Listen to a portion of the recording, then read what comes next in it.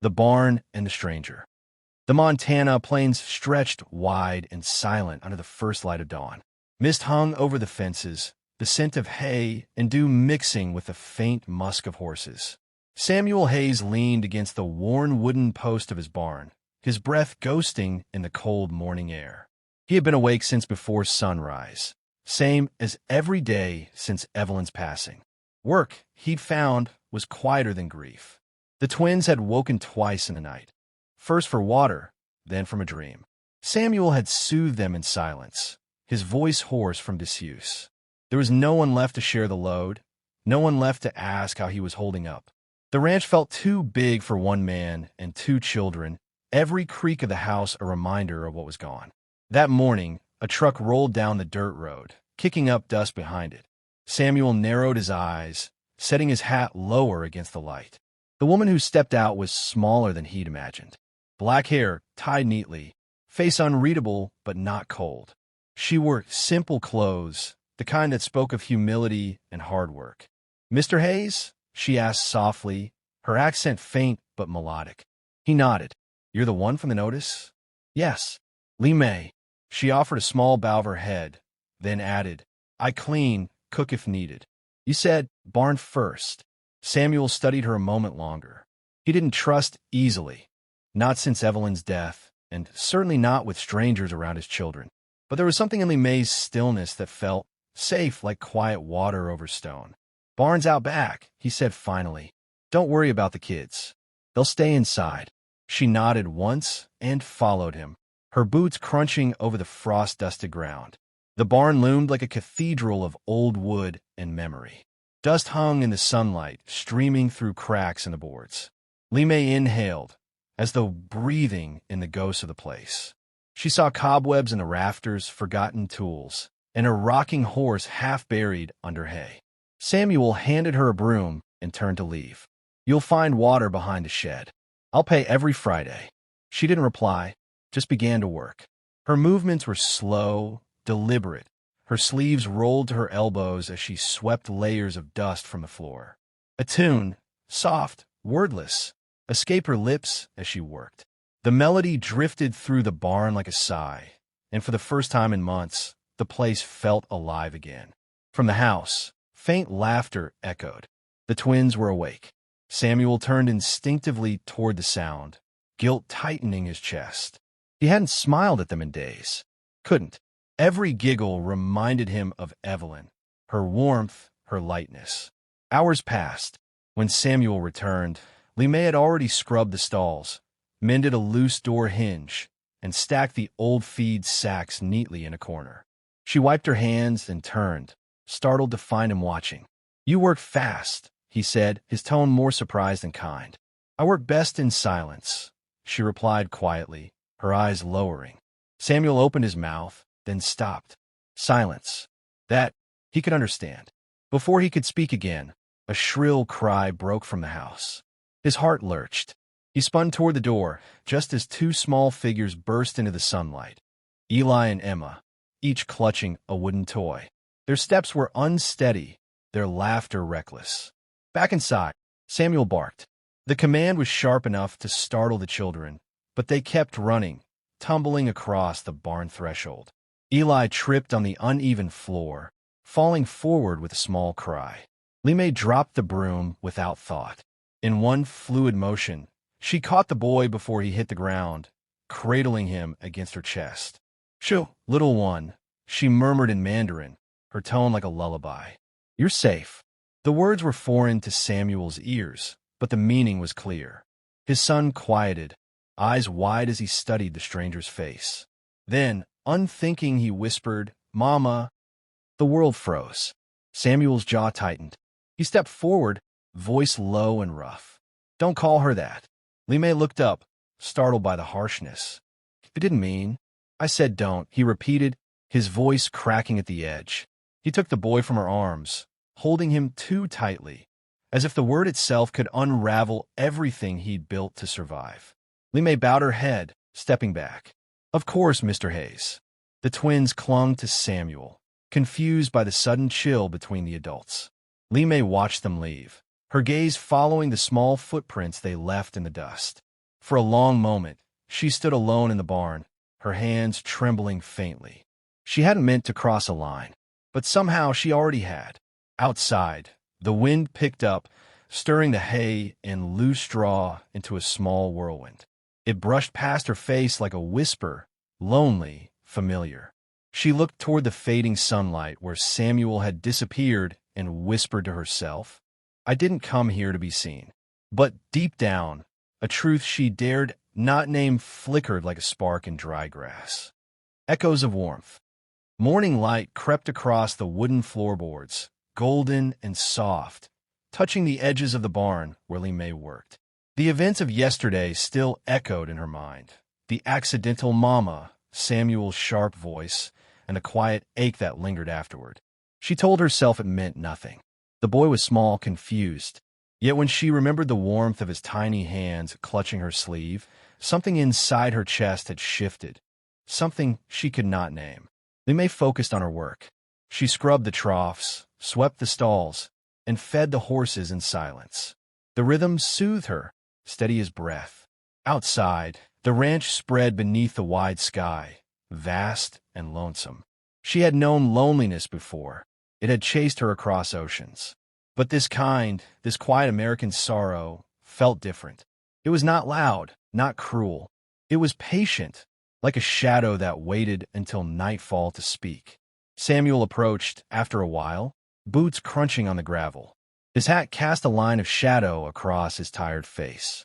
"I'm heading into town for feed," he said gruffly. "You can take the day off." "I'll stay," she replied, not looking up. "The barn still needs mending." He hesitated. She never asked for rest, never complained. He should have been grateful. Instead, he only nodded and left her to the silence.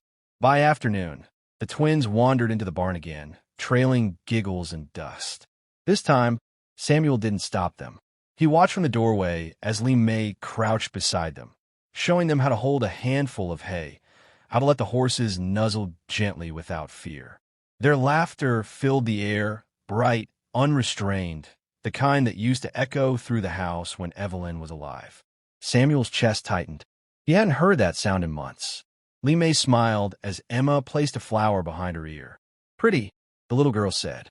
"Thank you," Li Mei murmured, her accent wrapping the word in softness. Samuel turned away before she could see the flicker of warmth that crossed his face. He busied himself with repairs, though his hands were unsteady. That evening, clouds rolled in, dark and low. Thunder cracked across the plains, sudden and deep. The twins clung to Li Mei's legs, startled by the sound. "It's only rain," she said gently, kneeling between them. "Rain is the sky washing away yesterday." Her words, poetic and tender, silenced their fear. She guided them inside, wrapped them in blankets near the hearth, and began to hum. Samuel stood in the doorway, rain dripping from his coat. The melody drifted toward him, foreign, wistful, and achingly beautiful. "What song is that?" he asked quietly. She looked up, startled to find him there. "A lullaby. My mother sang it when I was small." He nodded, removing his hat. "The kids, they like it. They miss her," Li Mei said softly. "Their mother." Samuel froze. The fire crackled between them, its warmth painting their faces in gold and amber. "I miss her too," he said finally, voice roughened by the words he rarely spoke aloud. "Every day I wake up expecting to hear her voice. Then I remember." Li Mei's gaze softened. "In my country, we say the dead never leave. They live in the way we love, the way we care for what they cared for." He sank into the chair opposite her, the firelight trembling in his eyes. "Evelyn loved this ranch. I'm trying to keep it alive for her. For them." "You're doing that," she said. "Even grief can grow things." For a long moment, they sat in silence, listening to the rain beat against the windows. The twins had fallen asleep between them, their small bodies curled like kittens on the rug. Samuel leaned forward, elbows on his knees. "You said you came from China. Why here? Why this place?" Li Mei's eyes dropped to the sleeping children. "Because silence is kinder than pity." He understood, more than he wanted to.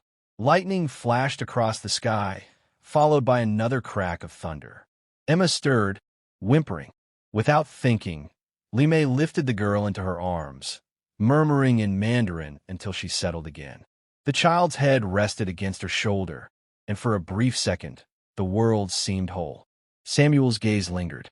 The firelight traced the curve of Li Mei's face, the way she held the child so naturally, so gently. Something in him, something buried beneath guilt and fear, moved. He saw not the stranger who cleaned his barn, but a woman who brought life back into a house that had forgotten how to breathe. The wind howled, rattling the shutters. He rose, stepping closer, drawn by an impulse he could not name. Li Mei looked up, eyes wide but unafraid. "You don't have to stay," he murmured. "Not through the storm." Her voice was barely above a whisper. "Then who would keep them warm?" The words hung between them, tender and dangerous. Samuel swallowed, his throat tight. "You shouldn't care," she finished quietly. "It's not something I can stop." He said nothing. The fire popped, sending a spark upward, the only witness to the truth neither dared to speak. When the rain finally slowed, Samuel straightened, turning toward his room. "Good night, Miss Lee." "Good night, Mr. Hayes." As he reached the doorway, he glanced back. Li Mei sat with the twins, sleeping across her lap, the glow of the hearth softening the shadows around her. For the first time in years, the house looked alive. He stood there longer than he meant to, memorizing the sight. Then he turned away, heart unsteady, knowing something had begun, something neither of them could yet admit. The breaking point. Dawn broke after the storm, clear and sharp, washing the ranch in pale light. The air smelled of wet earth and cedar, and for the first time in months, the fields seemed alive again. Li Mei stood by the barn door, her hands wrapped around a mug of tea. Inside the house, she could hear the twins' laughter, soft, innocent, unburdened. It filled her chest with warmth, but also carried the faint ache of something forbidden. She told herself that her place was temporary, that she was only here to clean, to help. Nothing more. Yet every day she found herself drawn closer to the children, to the land, and most dangerously, to the man who barely met her eyes anymore. Samuel had grown quieter since that night by the fire. He worked longer hours, spoke less, and avoided the house whenever he could. But distance did little to silence what had begun between them. When their eyes met, the silence said everything words could not. That morning, Clara Jenkins, the neighbor from the next ranch over, arrived unannounced. Her presence carried the chill of judgment. She stood in the yard, her shawl fluttering in the wind, a look of practiced concern on her face. "Samuel," she began, her tone syrupy with false kindness, "folks in town are starting to talk. They say you've taken in some foreign woman, living here, helping with the children. People wonder if that's proper." Li Mei, hearing her name, stepped out of the barn, wiping her hands on her apron. "I mean no trouble," she said softly. "I only work here." Clara's smile tightened. "I'm sure you do, dear. But this is a small town. Appearances matter." Samuel's eyes darkened. "That's enough, Clara." She shrugged, feigning innocence. "I'm only thinking of the children. A house without a mother attracts misunderstandings." "Get off my land," Samuel said, voice low but steady.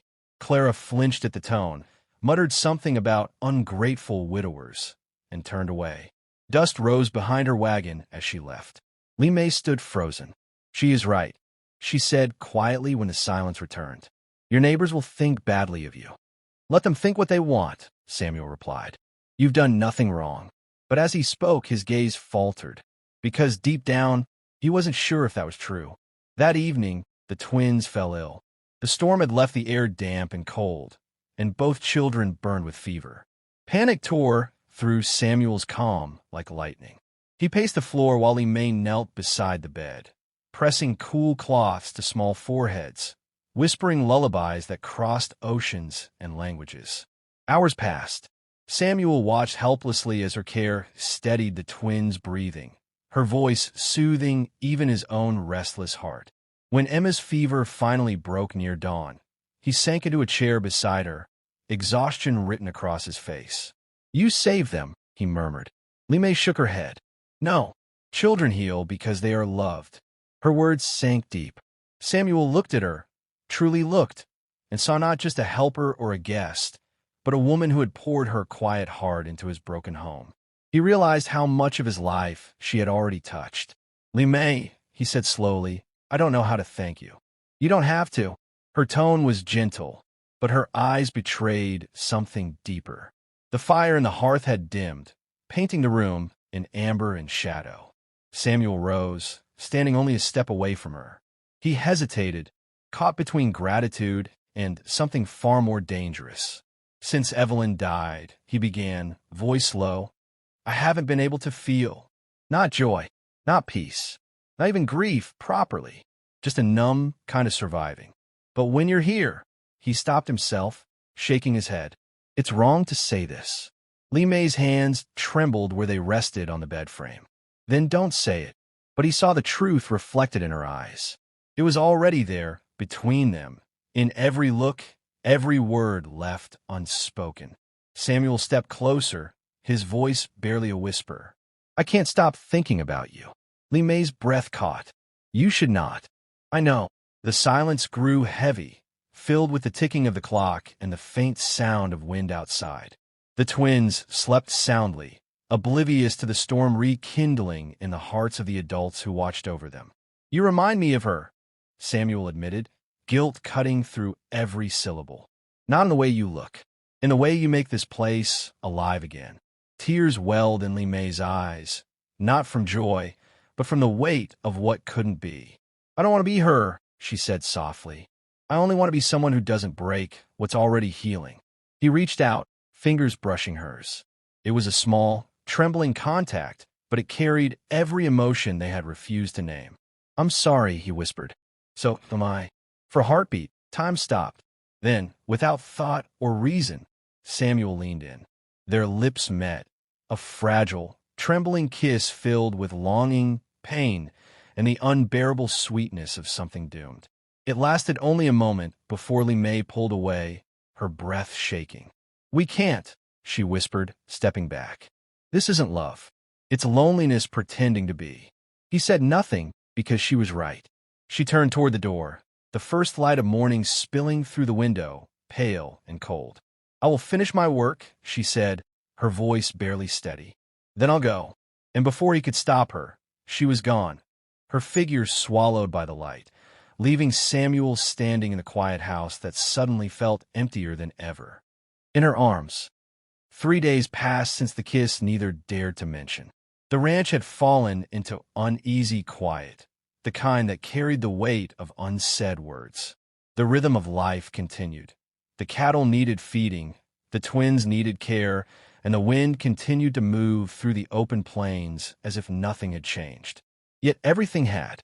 Li Mei kept to her chores with precise restraint, speaking only when necessary. She moved through the house like a ghost, present but untouchable. Samuel, meanwhile, threw himself into labor, mending fences that didn't need fixing, tightening bolts that were already secure. His hands worked, but his mind refused peace. Each time he passed the barn, he hesitated. The memory of that night, the feverish quiet, her trembling hands, the taste of rain between them, haunted him. Guilt followed close behind. He had loved once, truly. Evelyn's memory still lived in every wall of that house, every blade of grass that swayed near her grave beneath the oak. How could he love again without feeling he had betrayed her? That afternoon, Clara Jenkins returned. She didn't bother with pleasantries this time. Her voice, sharp and sweet like spoiled honey, carried through the yard. "So, she's still here," she said, eyes flicking toward Li Mei as she folded laundry on the porch. "People are whispering worse now. You'll ruin your name, Samuel, and hers." Li Mei's hands froze around a small blanket. Samuel stepped between them, his tone clipped. "Leave, Clara." She smirked. "It's your life. But decent folks won't forget what they've seen." He didn't reply, only watched until her carriage disappeared over the ridge, the dust clouding the distance like a curtain falling. When he turned back, Li Mei was gone. He found her in the barn, standing by the open doors where the wind moved through her hair. A small bag rested by her feet. "You're leaving," he said quietly. "I should have before," she replied, not looking at him. "I've stayed too long." This place was meant for memories, not for strangers. Don't, he said, stepping forward. You've done nothing wrong. She turned to face him, her eyes calm but heavy. I crossed a line I promised myself I wouldn't. You are a man who loved deeply.